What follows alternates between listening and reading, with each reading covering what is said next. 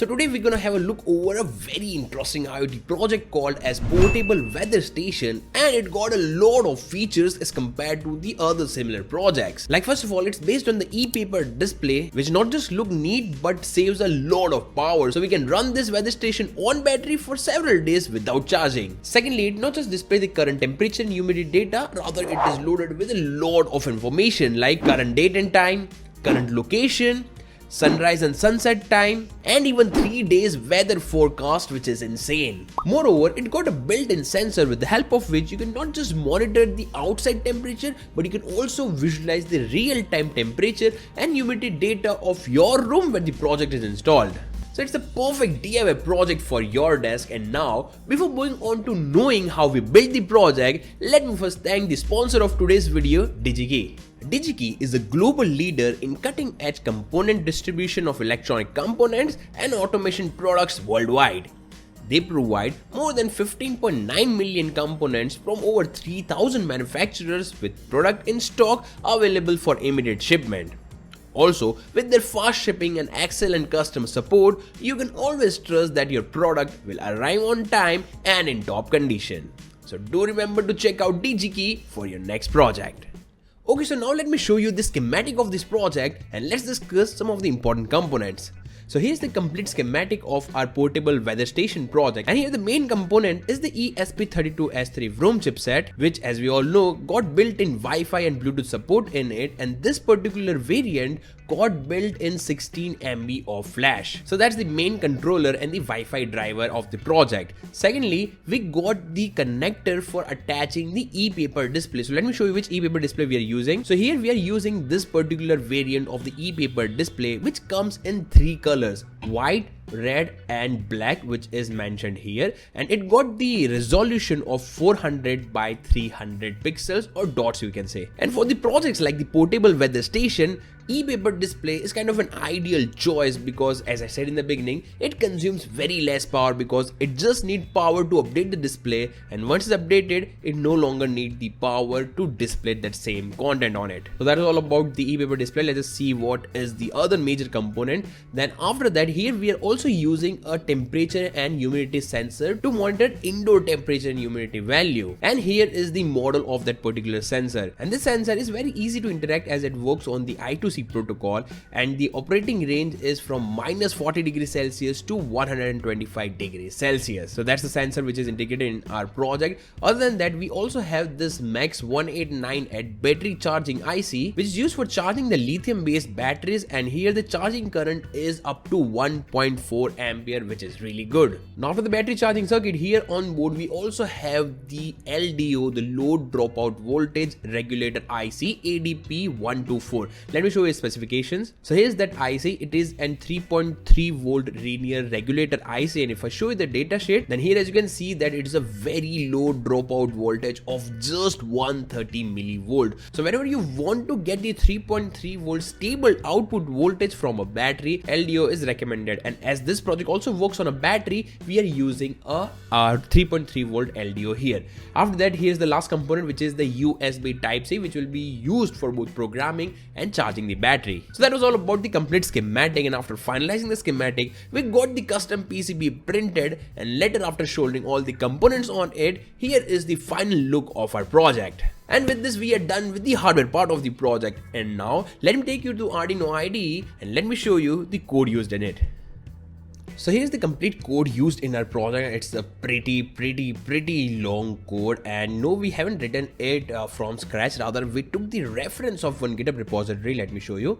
So here's that GitHub repository called as G6EJD, which is basically from David, and he made an amazing library for displaying the weather related information on an e-paper display. And it is not just limited to only one kind of e-paper display. Let me show you a couple of images. Like he have created the library, the UI for different types of e-paper display. That can be 800 by 480 pixel, that can be 640 by 384 pixels, that can be 400 by 300 pixels that we are using right now. So as you can see, the UI is kind of same as shown in this particular image, and so on and so forth. We have several different kind of layouts already prepared in this particular library, which are ready to be used. Okay, so he has done some amazing work in this particular library, and we took the same code, like the reference of this particular repository, for making our own project. So now what I'll do, I'll let you know the important changes that to be made to make it work on your end, and also show you a couple of things that we have added here to make it very low power. Okay, so first of all, you can go to config.h header library, and this is the only header file that you need to change, modify to make it work on your end. Other than that, everything will be remain as it is. First thing is SID name and password, because definitely this project do require internet connectivity to get the data. Then we need to get the API key from OpenWeatherMap.org. So let's go to that website. So here is that website, and here you need to make your own account, and after making the account, you can go to the My API Key section, and here you can just type the name of the API key and click on the generate button, and it will generate an API key for you, which you need to copy it from here, and later you just need to paste it here. Simple, right? Later you need to provide the latitude, longitude, the city, country, and everything. For that, what you can do is you can go here and just type the city name, like OpenWeatherMap got the data of almost all the city in the world. So my city is Ahmedabad, so I'll search for Ahmedabad, and here you can see Ahmedabad, India is available, and here are the geo coordinates or the location coordinates, you can say. So you can provide that same latitude, longitude here, the city name, country, and everything you can provide here, all the details. Okay, and here we are also using the NTP server to display the current date and time on the display. So those are the important credentials that need to be changed as per your location, as per your account. After that, let's just go back to the desktop weather station, like the main Arduino file, and here we need to have a couple of libraries to be installed, and those libraries which are needed to be installed, the link is already provided here, so you can just go to that link, download the zip file, and install it into your computer. And here, after declaring all the libraries, the actual code start, like initializing the sensor, initializing the display, beginning the serial communication, and everything. So that particular thing is already explained in the comments. Now here I want to discuss one really important thing, which is the power saving feature. So what we have added here is, let me show you those parameters. So these three parameters will help you to save a lot of power. First of all, sleep duration. So here it is mentioned as 30, which means the display will update after every 30 minutes. Okay, you can change the time here as you want. For a demo purpose, we'll change it to 1. So after every 1 minute, the display will refresh and get the new data. Later, here we have the wake up time and sleep time. So what is this? So basically, this project is meant to be put on a desk where we can, have a glance over what's the current weather, what's the forecast, everything in the daytime. Okay, after midnight, like after 12, generally we believe we go to sleep and we're no longer sitting on our desk. So what we have done here is, after 23 hours, okay, that means after 11 p.m. till 7 a.m. in the morning, the display won't get updated to save way more power. Okay, it will be in the sleep mode only, it won't wake up. Okay, so you can definitely change the time here. This is a 24-hour clock, by the way, so you can change this 7 to maybe 5 a.m. as well, and you can change the 23 to, let's say, 20. This totally depends upon your use case. Okay, but those variables are for that particular purposes, and you can change it and you can play with it. You can save the battery life as much as you want. Okay, and after that, the setup part begins, and we are initializing the display, we are displaying everything, we are making the internet connected, everything. So basically, all the lines of the code has proper commands on it, so you can easily understand it. And if I explain all the lines here, I know I won't be getting that much watch time here. People generally skip the code explanation part, so let's keep it short and crisp. I just explained the important parameters, I just explained what things you need to change and how to get all the credentials, everything is explained. Okay, and now it's time to upload the code. For that, you need to go to tools,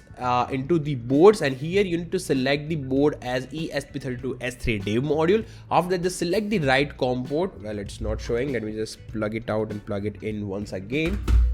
Okay, so here is that right COM port, and after selecting both of them, just hit the upload button, and if you have done all the things correct, well, the code will upload without any error. Just to give you the reference here, I am using the ESP32 boards package version 3.0.0 and the Arduino IDE version 2.3.2.